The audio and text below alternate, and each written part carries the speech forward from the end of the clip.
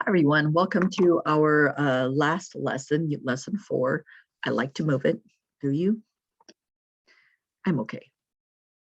All right, so these are transformations of exponential and logarithmic functions.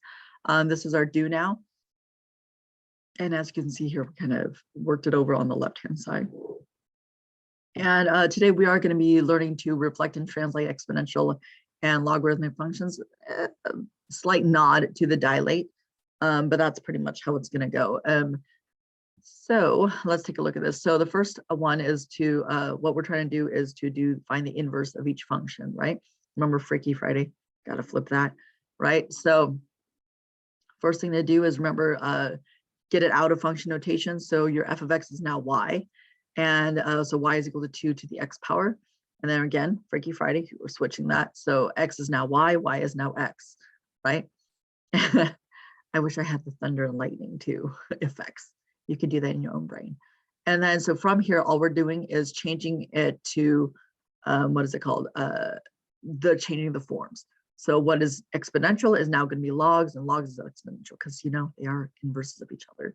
So when I ask you, what's the inverse of adding? You would say subtracting. What's the inverse of multiplying? You would say dividing. What's the inverse of a square? You would say a square root. And then if I ask you what's the inverse of an exponential, you would say a log. See? Okay. So there we go. So this would be, and if you want to do it the triangle way, this is interesting. So remember, this is the triangle of power. So this is 2 to the x power is equal to, oops, just kidding. We did it the other way. My bad. I forgot we switched it. So 2 to the y power, I should say, is equal to x. So then 2 to the y power is equal to x.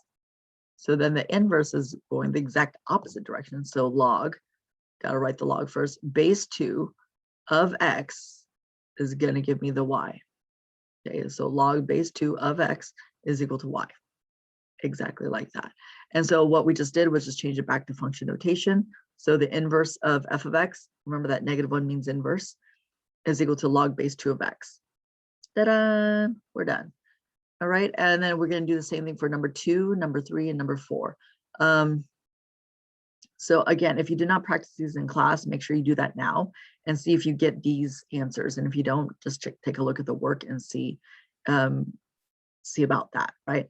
And just note for the last one, it's just log x, right? This is log x, and you're like, well, what's the base? Remember what the base is, right? If there's nothing there, we automatically assume it's a 10, right? Because as a base 10 is our go-to. All right. So, and if you don't remember that, look back at lesson 3. Yesterday, the lesson 3, day 2. That unit talks about, or that lesson talks about that. All right. Very briefly, we'll just look back in your book, right? Lesson 3, a couple pages back. Okie dokie. So don't flip out. Literally, don't flip out. So here we color coordinated these. A few things to know. So there are 4 graphs here, and they are you know, different graphs, right? So we had to match them.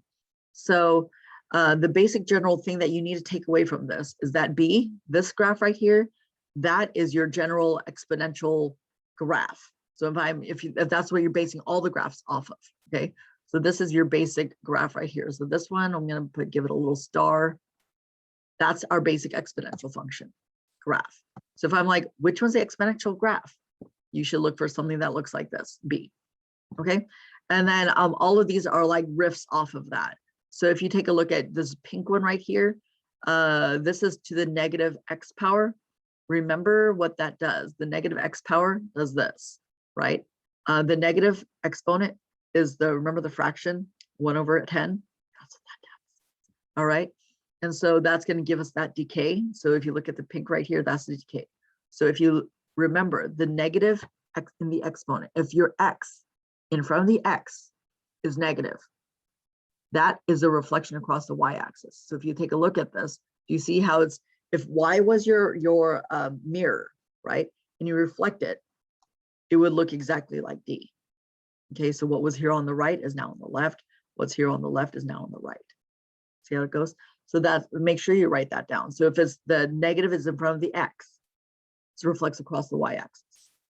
Okay, so now if you take a look at the h of x, right? So this aqua blue color, do you see how it's related to the b, right? The original, right?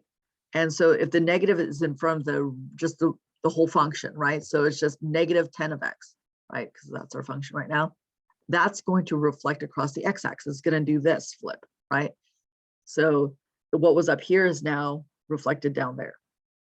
Okay, reflecting across the x-axis. And then notice for j, it's doing both. It's both reflecting across the x and the y-axis. And you get this guy right here. So look, it's exactly the same thing, but on the opposite sides, right? That's what we're doing. All right. So remember those, okay, because that's coming back. Right now we're going to go on. Moving. All right, next page, page 139. So again, B happens to be our exact. So I want to ask you, what does a log function look like? Something like B is what it's going to look like. Okay, so some riff off of B. Got it?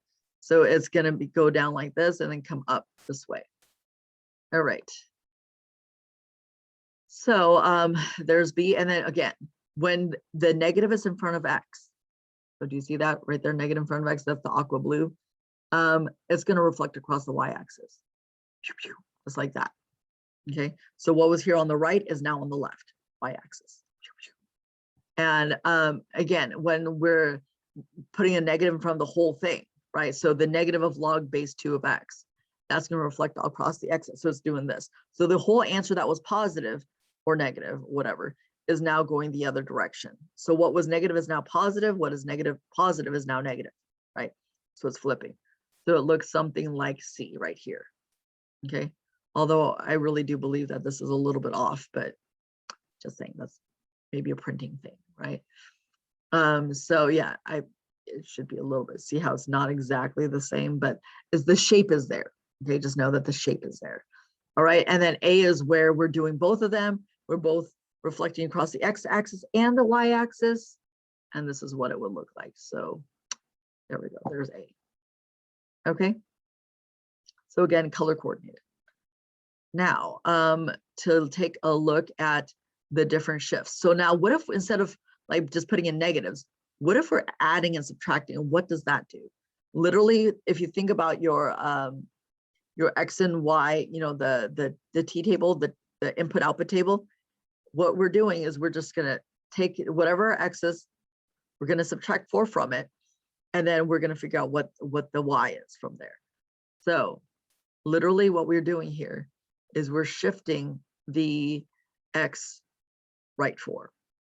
Honestly, I always like to think of it as this: whenever something is next to the x, because it's true for vertex form, or when we're in the quadratics, it's true for when we're finding roots, it's true for this, right?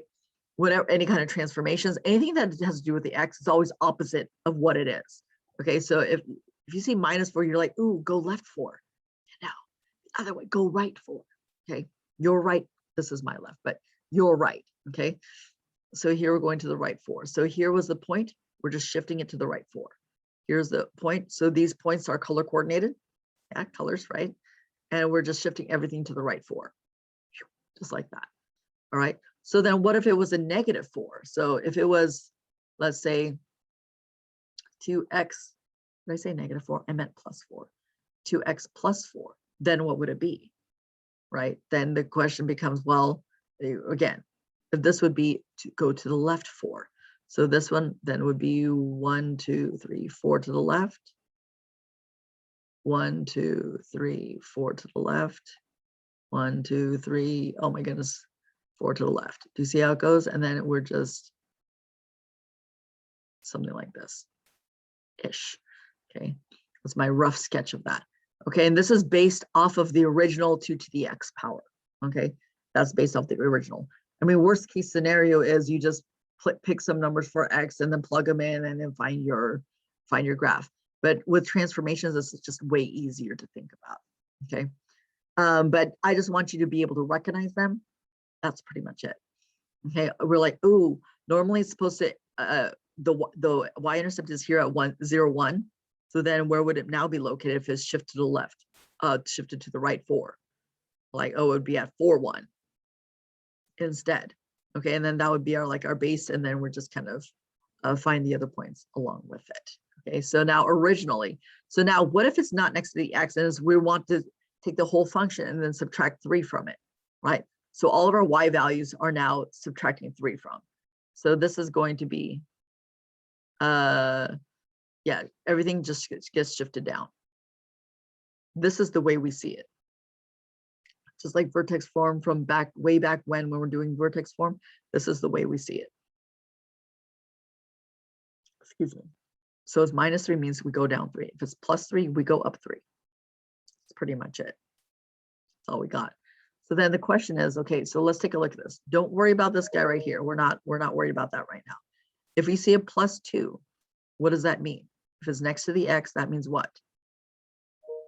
Shifts to the left